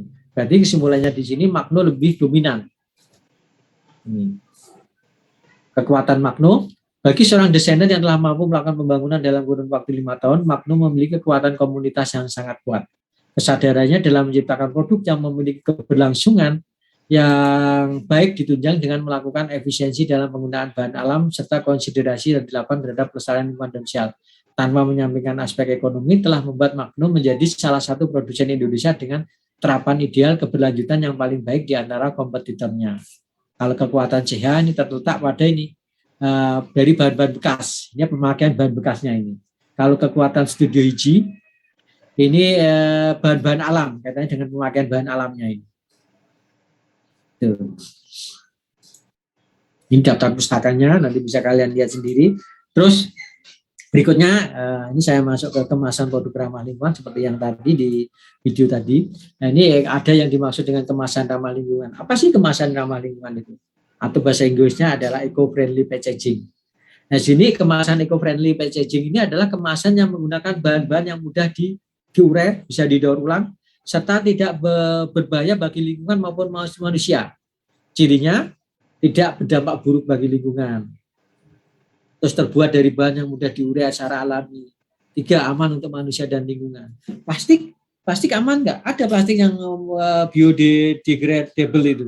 Plastik yang mudah diurai itu kan kalau nggak salah itu kan dari singkong gitu.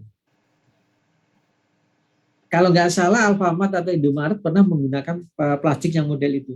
Itu kan plastiknya itu kan agak tipis, ketika kena beberapa hari aja ketika diletakkan di luar itu akan terurai. Gitu. Terus, nah bahan apa saja yang bisa digunakan sebagai eco-friendly ini? Yang pertama itu plastik polipropilen. Itu terus kemudian kardus bisa juga dipakai, karton, biofoam dan bambu. Ini nanti apa sih yang dimaksud dengan biofoam? Apa itu bambu? Ini contohnya berikut ini. Jadi plastik berbahan dasar polipropilen. Plastik yang bisa digunakan untuk mengemas bahan makanan. Bahannya itu tahan panas dan tidak mudah rusak. Akhirnya apa? Tidak tahan panas, tidak mudah rusak. Plastiknya bisa dipakai berkali-kali. Jadi tidak langsung dibuang dan mencemari lingkungan. Meskipun begitu, pemakaian plastik polipropilen ini kalau bisa dihindari ya sebaiknya dihindari saja. Caranya pakai aja tas dengan ini, tas berbahan dasar kain. Atau kalau mau belanja ke pasar pakai tas belanja itu yang besar, itu bisa. Itu yang pertama. Meskipun polipropilen itu termasuk eco-friendly packaging, tapi di sini kalau bisa ya dihindari ini. Terus karton atau kardus, ini juga bisa dijadikan sebagai pengemasan barang jualanmu. Selain sebagai kemasan, bahan kardus atau karton bisa digunakan lagi oleh pembeli. Jadi nanti kalau habis ini bisa dipakai lagi. Selain itu bahan ini juga bisa didaur ulang dan mudah terurai. Bahkan ada yang menggunakan kemasan karton untuk membungkus telur, tapi caranya dengan cara ini, pengiriman instan atau someday. Kalau di JNE itu kan yang presiden apa itu, ada yang tipe yes atau yang apa, itu kan tergantung ini kecepatannya. Kalau pembungkusnya kemasannya karton ya pakai yang cepat sampai ke konsumen, sehingga peluang terjadi kerusakan terhadap produk itu bisa diminimalkan. Wadah biofoam ini terbuat dari pati dengan tambahan serat untuk memperkuat strukturnya. Tidak hanya bersifat mudah terurai, tetapi juga bisa didaur ulang dan dipakai berkali-kali. Cuma permasalahan kalau kita menggunakan biofoam ini, dia kurang tahan terhadap air. Kalau dia dipakai untuk mengemas makanan yang kadar airnya tinggi, dia nggak kuat. Tapi ini bisa jadi bahan pertimbangan. Nanti bisa dilakukan riset selanjutnya, bagaimana cara memperkuat biofoamnya ini. Dibandingkan dengan styrofoam, produk ini lebih ramah lingkungan. Styrofoam itu kan sebenarnya dihindari. Memang tahan panas, tapi di situ dengan panasnya itu, panas makanan itu akan menguraikan zat-zat yang ada di styrofoamnya itu nanti masuk ke makanan kita. Sehingga kita nanti sedikit demi sedikit akan kena dampak dari penggunaan styrofoamnya ini. Bambu ini bisa dipakai sebagai kemasan. Kalau di tempat saya atau di desa-desa itu namanya besek. Tuh. Kalau zaman saya kecil, ketika kenduri itu kalau nggak dibungkus daun pisang, kemudian dibungkus dengan daun jati. Setelah itu meningkat diganti dengan besek. Terus orang berpikir pemakai besek nggak praktis, sekarang diganti dengan pakai yang plastik itu. Akhirnya apa? Pemakaian plastiknya menjadi meningkat. Nah di sini besek ini bisa menggantikan, kan sekarang banyak produk-produk makanan yang makanan-makanan khas daerah itu kan dibungkus dengan besek. Ini. Bahkan dulu saya punya teman, dia punya rumah makan Cianjur, di daerah Cianjur sana itu, salah satu menu andalannya adalah empal gepuk. Waktu itu saya pesen, hari ini saya pesen, pagi tadi saya pesen, besok udah nyampe. Ini dibungkusnya dengan di kemasannya ada kemasan besek di situ. Ini nanti bisa jadi alternatif untuk kemasan.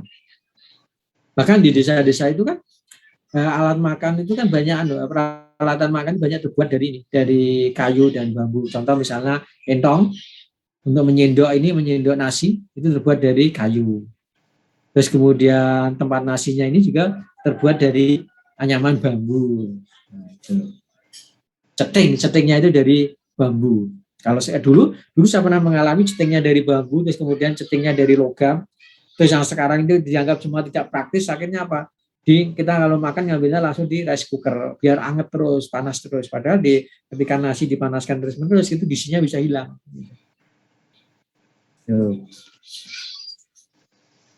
Nah terkait dengan permasalahan penanganan pemakaian plastik ini kan plastik merupakan masalah yang banyak terjadi di negara yang lain juga di dunia ini. Plastik merupakan masalah yang harus diperangi secara bersama di situ.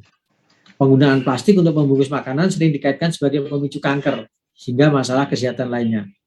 Tetapi ini juga akan memberikan dampak pada fauna di lautan sana. Kan ada ikan paus terdampar, mati, dan ketika dibedah di perutnya itu ada bertonton plastik di situ. Kalau kita lihat di pinggir-pinggir pantai itu kan banyak sampah-sampah plastiknya itu. Bahkan ini di daerah Marunda sana, di daerah Jakarta Utara itu, pesisirnya itu udah penuh sampah plastik di situ. Nah ini data 1 juta botol plastik itu dibeli setiap menit dan kurang dari setengahnya akan didaur ulang. Setiap menitnya itu 1 juta. Kalau sehari semalam berapa? Nah solusi mengurangi kemasan plastik ini juga sudah mulai menjadi tren baru ya di dunia ini. Seperti di Thailand, ada supermarket di Thailand, dia mengemas produk dengan daun pisang tanpa menggunakan plastik lagi di sana. Dan ini untuk di Indonesia pun sekarang sudah mulai ada tren seperti itu. Ya kalau beli tempe itu kan dulu dibungkus dengan plastik, sekarang ada pilihan lain. Ada tempe yang dibungkus dengan daun pisang, kalau tempe Wonogiri itu dibungkus dengan daun jati. Terus untuk makanan juga sama. Sekarang ini trennya ada yang nasi berkat itu yang dari Wonogiri, itu kan dia menggunakan bungkus daun jati, itu kan rasanya enak. Dulu waktu saya kecil di daerah Pati sana, kalau beli nasi untuk sarapan pagi hari di warung itu dibungkusnya pakai daun jati, itu kan rasanya enak, ada bau daun jati, aroma daun jatinya. Tapi lama-kelamaan pemilik warungnya bilangnya, wah nyari daun jatinya susah, nggak ada yang jual lagi, akhirnya diganti dengan plastik minyak. Nah, kita lihat proses pembuatan plastik minyak itu seperti apa, itu kan sebenarnya kan lebih memberikan dampak negatif bagi lingkungan yang cukup besar. Terus yang kedua, saya juga salut dengan jaringan Alfamart dan Indomaret di daerah, saya menemuinya itu di daerah Pati dan Kudus, di mana di sana itu memang benar-benar dia tidak menyediakan kantong plastik. Kalau kita belanja di Alfamart Indomaret ya mau tidak mau harus membawa kantong sendiri dari rumah.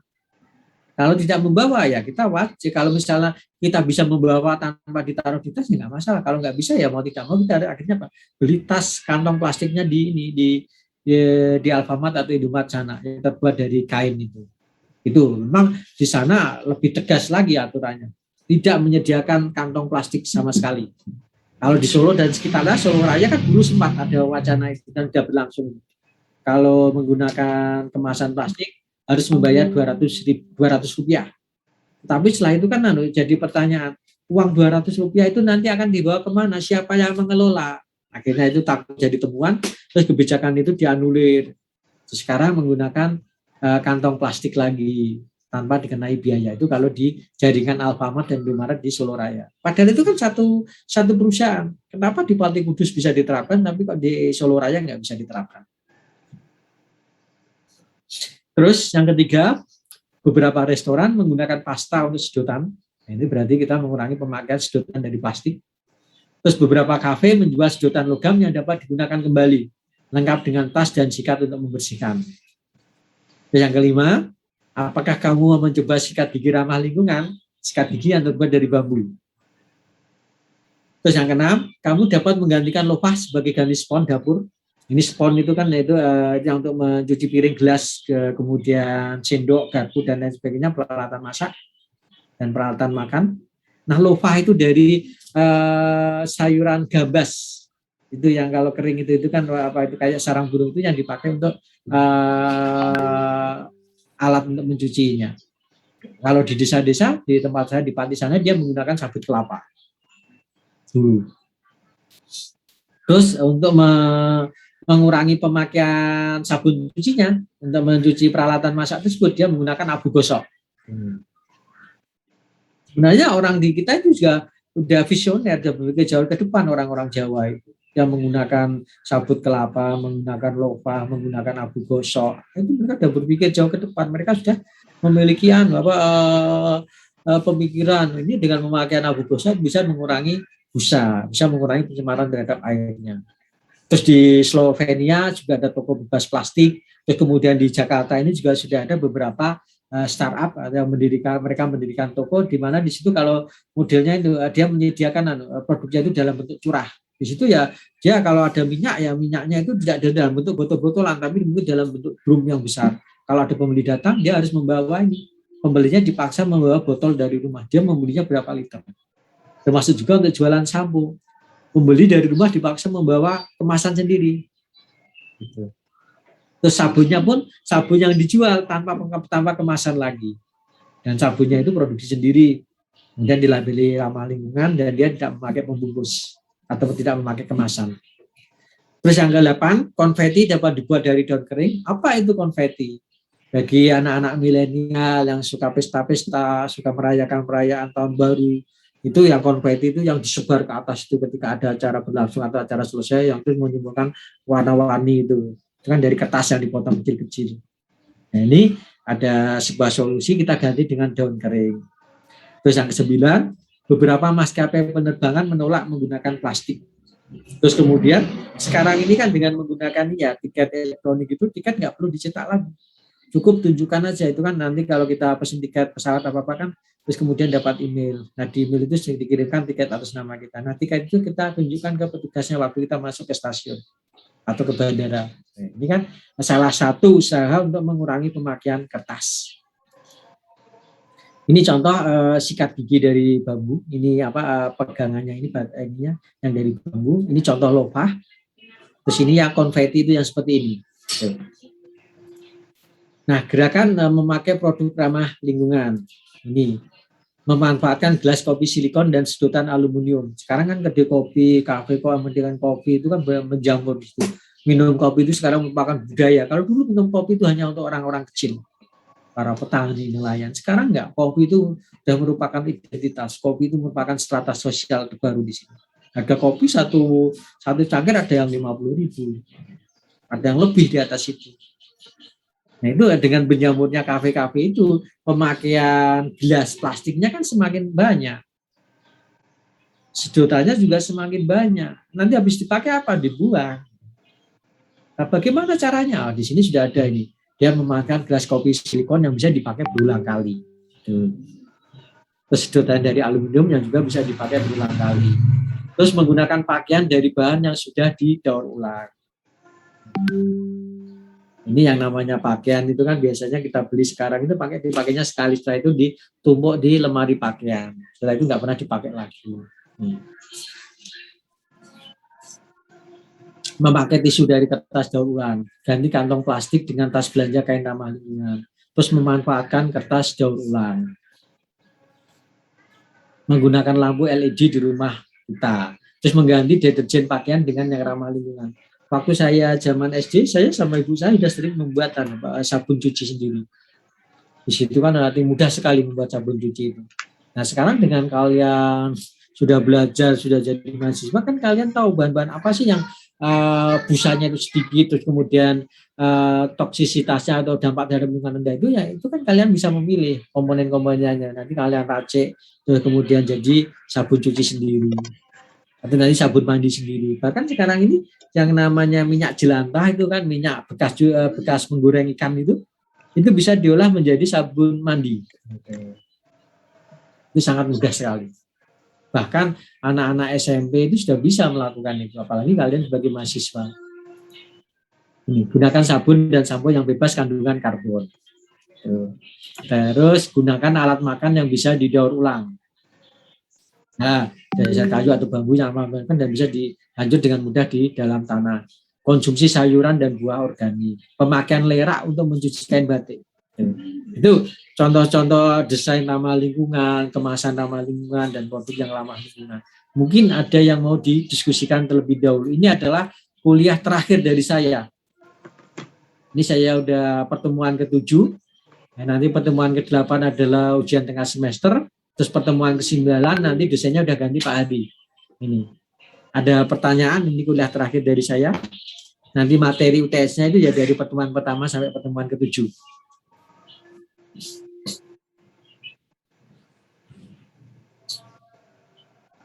Izin bertanya, Pak. Ya. Ya, Raffi. Iya. Izinkan saya memperkenalkan diri. Sebelumnya mohon maaf juga nggak bisa on kamera karena kendala jaringan. Saya Muhammad Refunir Iman dengan NIM-nya I0321074. Izin bertanya Pak, mengenai styrofoam itu kan udah tahu berbahaya gitu ya Pak. Kenapa sampai sekarang tuh masih diproduksi gitu Pak? Apakah karena emang kebutuhan masyarakatnya itu tinggi akan styrofoam jadi mau nggak mau diproduksi, atau karena emang styrofoam itu ada yang nggak semuanya bahaya gitu, ada yang aman khususnya buat kalau bungkus makanan gitu. Terus kalau yang kedua, ya. Iya Raffi ya. Terus lanjut dulu pertanyaan keduanya. Kalau itu yang tadi yang inovasi video Pak, yang gelas dari rumput laut itu. Itu kan katanya habis minum buat jadi air tempat minum bisa dimakan ya Pak. Terus kalau misalkan tujuan kita belinya tuh bukan buat sekali pakai gitu Pak, jadi habis pakai kopi nanti kita mau ganti pakai air biasa gitu. Nanti kan kalau nggak dicuci dulu agak aneh rasanya gitu Pak. Nah kalau dicucinya itu nanti kalau pakai air kan digosok juga gitu. Nanti larut gak Pak gelasnya gitu? Kalau larut nanti mungkin harus beli lagi gitu. Kalau buat masyarakat menengah ke bawah, kalau harga jualnya mahal nanti nggak cocok gitu Pak, atau gimana ya Pak? Ada 2 pertanyaan dari Raffi Nur. Yang pertama terkait dengan pemakaian styrofoam. Ini saya tegaskan lagi, pemakaian styrofoam itu sebenarnya tidak diperbolehkan. Cuma kenapa kok banyak warung makan, restoran masih menggunakan styrofoam, terus produsennya juga masih memproduksi. Karena permintaan dari masyarakatnya masih banyak. Kalau permintaan masyarakat sudah nggak ada lagi, pabriknya akan tutup. Permasalahannya di situ. Bagaimana kita mengedukasi para konsumen, mengedukasi para pemilik warung dan restorannya itu untuk tidak memakai styrofoam lagi. Ini yang harus kita lakukan itu di situ. Selama konsumennya, kalau konsumennya katakan kalau mau beli terus kemudian dikasih pembungkus styrofoam menolak, otomatis nanti itu akan menjadi pelajaran bagi para pemilik warung makan, pemilik restorannya untuk tidak menggunakan styrofoam lagi. Ketika pemilik restorannya terus kemudian warung makan sudah sadar, otomatis nanti pabriknya juga nggak akan memproduksi lagi. Selama masih ada permintaan dan permintaan itu banyak, produsen styrofoam akan tetap memproduksi. Itu untuk jawaban pertama. Kuncinya supaya styrofoamnya tidak dipakai ya kita mengubah kesadaran. Pertama dari konsumennya dulu. Konsumen harus sadar ketika dia beli terus kemudian dipakai styrofoam, kita nggak mau nolak. No styrofoam. Waktu itu pernah saya mau beli itu nasi gorengnya enak. Tapi kalau namanya nasi goreng itu kan mesti dimasukkan dalam styrofoamnya dalam kondisi panas. Waktu itu saya mau bilang, boleh nggak saya minta ini dibungkus dengan menggunakan kertas minyak saja. Tapi saya lihat ternyata dia nggak memiliki persediaan kertas minyak. Ya mau tidak mau akhirnya terpaksa saya pakai styrofoam. Nah, kalau nggak mau pakai styrofoam ya makan di tempat. Itu yang pertanyaan pertama. Terus pertanyaan yang kedua itu kaitannya dengan gelas dari rumput laut tadi. Itu memang dirancang untuk sekali pakai. Jadi nggak bisa katakan habis minum kopi, terus kemudian kita cuci, terus kemudian dipakai minum air. Air itu nggak bisa. Karena ketika dicuci, digosok-gosok, dia akan larut. Memang untuk produk yang seperti itu, seperti tadi kan disebutkan memang harganya masih mahal. Gitu. Dan itu untuk saat ini mungkin konsumennya hanya untuk orang-orang yang benar-benar sadar akan lingkungan. Orang-orang kaya saja. Tetapi si Pak Bru Revolusi tadi kan juga sudah bilang, ini kan harusnya tergantung ke pemerintahnya. Kalau pemerintahnya itu care terhadap masalah pelestarian lingkungan, ya usaha seperti ini harus didukung. Dikasih subsidi sehingga harganya menjadi lebih murah. Akibatnya apa? Masyarakat bisa membeli produk tersebut. Itu permasalahannya kan di situ. Selama ini kalau pemerintahnya memang tidak mendukung, ya sudah. Produk tersebut itu tetap harganya akan mahal dan hanya orang-orang tertentu saja yang masih bisa membeli. Gitu. Itu Raffi. Baik Pak, dapat dipahami. Terima kasih banyak Pak. Ada lagi?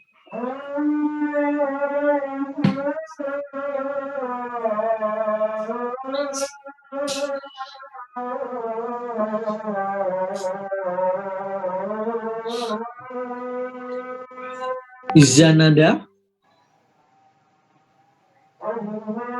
Nggak ada pertanyaan sih Pak. Sejauh ini sudah paham.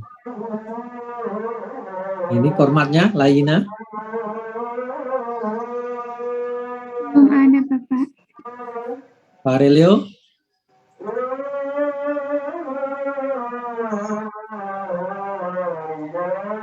Atau yang lain yang mau bertanya? Saya ingin bertanya Pak. Ya, gantian coba Pak Aurelio dulu. Kalau katanya penggunaan styrofoam itu harus ada penolakan dari masyarakat ya Pak.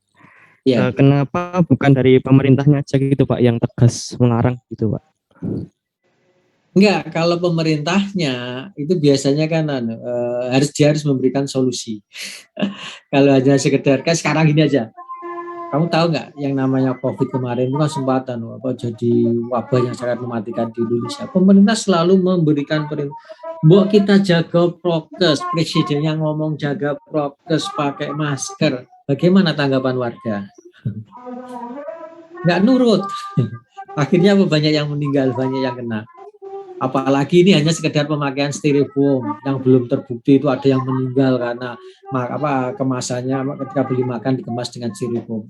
Warga masyarakat nggak akan peduli. Ini yang dibutuhkan adalah kesadaran konsumennya. Kalau konsumennya sadar mereka menolak pemakaian styrofoam, mesti akan jalan. Ya, salah satu contohnya itu tadi yang Indomaret sama Alfamart di Kudus dan Pati. Mereka tegas tidak menyediakan plastik kemasan. Ya konsumennya, mungkin awal konsumen kalau tidak menyediakan plastik kemasan saya nggak bisa belanja di sana, rugi bagi perusahaanmu. Nah itu kan akhirnya apa? Karena memang terpaksa orang akhirnya ya gitu lah kita ngikutin saja kan gitu. Ya sama juga dengan styrofoam ini. Ini harusnya ada ketegasan dari konsumen. Konsumen harus tegas. Gitu. Dia harus mau menolak pemakaian styrofoamnya itu. Ini kalau kita lihat kan sebenarnya pemakaian styrofoamnya sendiri itu kan tidak semua ya, tidak semua warung makan atau restoran yang menerapkan seperti itu. Ada yang masih tetap menggunakan kertas minyak. Gitu. Intinya kembali lagi di konsumennya. Konsumen adalah raja. Dia harus memiliki bargaining power yang cukup tinggi untuk memberikan efek pada produsen styrofoamnya. Terus apalagi kan dampak dari styrofoam itu kan dia nggak bisa didaur ulang, nggak bisa diolah lagi. Itu apa mau dijadikan apa? Susah itu untuk styrofoamnya. Itu Farilo. Baik Pak, terima kasih Pak. Ya. Tadi ada lagi kayaknya ada suara perempuan ya yang mau nanya tadi. Iya Pak, perkenalkan saya Jen Syafira Zahra, NIM I03210554, mau bertanya Pak. Tadi di awal pembelajaran kan ada video itu ya Pak yang pembungkus burger itu, tapi dia bisa dimakan dan dari rumput laut. Nah, yang mau saya tanyakan itu, kan pembungkus burger itu kan maksudnya kan biar burgernya itu tidak terkontaminasi sama mungkin bakteri-bakteri yang ada di luar. Tapi kalau contoh pembungkusnya sendiri bisa dimakan, jadi gimana ya Pak? Nah ini ada dari kelas sebelah kemarin juga pertanyaan itu seperti terkait dengan higienitas. Nah burger itu kan sebenarnya paling enak kan beli kemudian makan di tempat. Kan seperti itu idealnya. Hanya di kita aja karena merasa sibuk atau apa itu beli terus kemudian dibungkus dibawa pulang. Nah sebenarnya kalau beli dibungkus dibawa pulang, ya itu harusnya kita memberikan ini ada kemasan tambahan lagi supaya untuk melindungi supaya burger dan kemasan yang bisa dimakan itu tidak terkontaminasi sama udara luarnya itu. Itu yang harus dilakukan. Ya percuma juga nanti dibungkus dengan kemasan plastik yang bisa dimakan tadi terus kemudian dimasukkan ke plastik biasa kan ya percuma, double kan istilahnya. Itu kalau kaitannya dengan masalah higienitas itu lebih ke arah budaya kita. Itu Jihan. Seperti ini ada pertanyaan yang menarik ini. Kenapa sih orang Indonesia itu lebih suka toilet jongkok dibanding toilet duduk? Kenapa? Itu jadi katanya dengan budaya. Kenapa? Ada yang menjawab? Ada yang bisa menjawab nggak?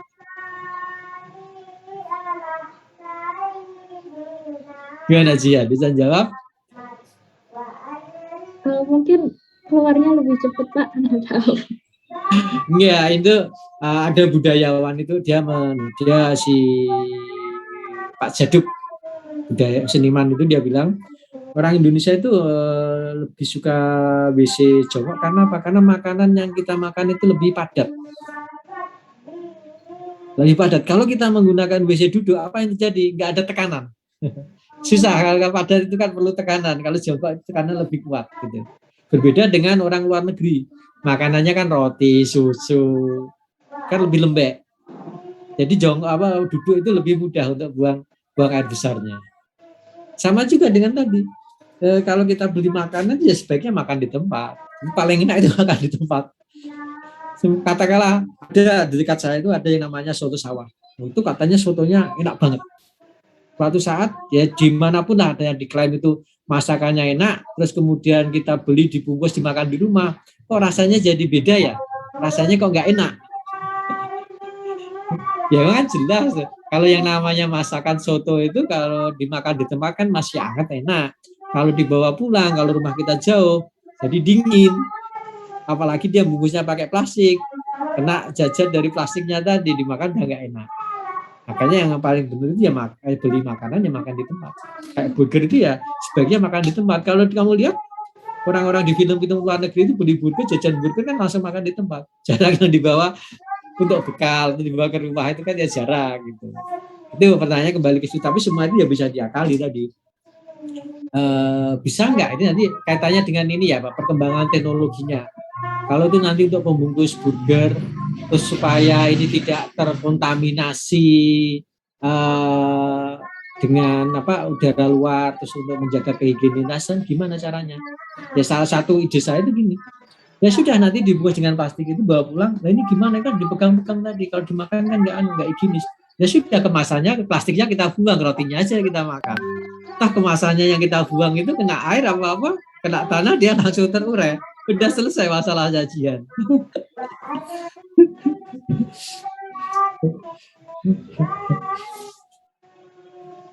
Ada pertanyaan lagi atau Jihan mau bertanya lagi? Udah Pak, terima kasih Bapak atas jawabannya.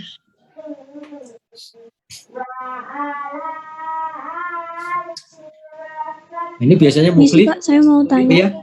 Oke, siapa ini? Ya, perkenalkan Pak, nama saya Juvan Kamana Arianto, NIM 032105. Mau tanya Pak, tapi tentang tugas yang kemarin Pak, yang artikel makalah itu. Ya, gimana? Itu sebenarnya green design sama eco design itu sama atau enggak ya Pak? Green design sama eco design itu sebenarnya kalau green design itu kan dia lebih ke arah desain produknya. Kalau eco design itu bisa nanti dia larinya ke desain produk atau desain packagingnya. Tapi sebenarnya dari kedua-duanya tujuannya sama, yaitu untuk keberlanjutan. Itu intinya sama, keberlanjutan itu. Dia salah satu cirinya adalah mengurangi pemakaian sumber daya alam dan produk yang dihasilkan itu bisa mudah didaur ulang. Intinya di situ. Ya, banyak istilah kalau kaitannya dengan ramah lingkungan itu banyak istilah, ada green design, ada eco packaging friendly, ada eco design, banyak sekali istilahnya. Tapi kalau dicermati itu sebenarnya tujuannya sama dan kalau yang eco design sama yang green design itu malah mirip. Gitu. Ya, terima kasih Pak jawabannya Pak. Ya.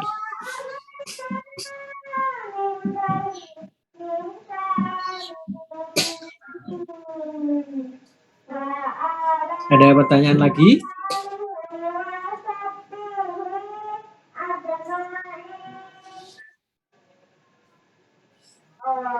Najwa? Tidak ada Pak.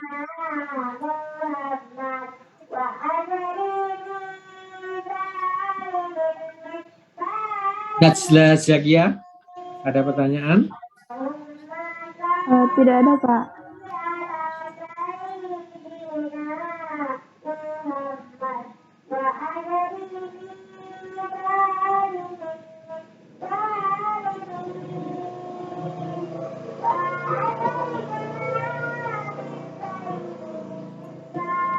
Ada pertanyaan lagi nggak?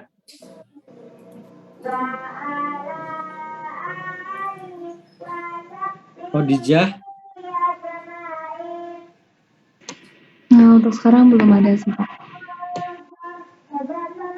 Sekarang belum ada, ini pertemuan terakhir dengan saya loh, berarti nanti nggak ada pertanyaan.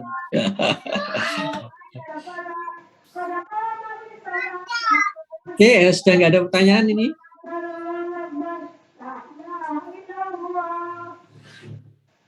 Kalau sudah tidak ada pertanyaan, saya mau minta maaf ya selama mengajar dari pertemuan pertama sampai pertemuan ke-7 ini. Jika cara penyampaian materi saya tidak menarik dan mungkin cara pengajaran saya yang kurang menarik atau susah dipahami, saya minta maaf gitu. Dan semoga nanti di semester depan saya juga masih diberi kesempatan untuk mengajar kalian lagi. Oke, kalau sudah tidak ada pertanyaan, kuliah saya akhiri. Sampai ketemu nanti di pertemuan ke-8, yaitu di ujian tengah semester. Selamat sore. Selamat sore Pak. Selamat sore Pak. Terima kasih banyak ya Terima kasih Pak. Pak. Recording stopped. Selamat sore Pak, terima kasih banyak.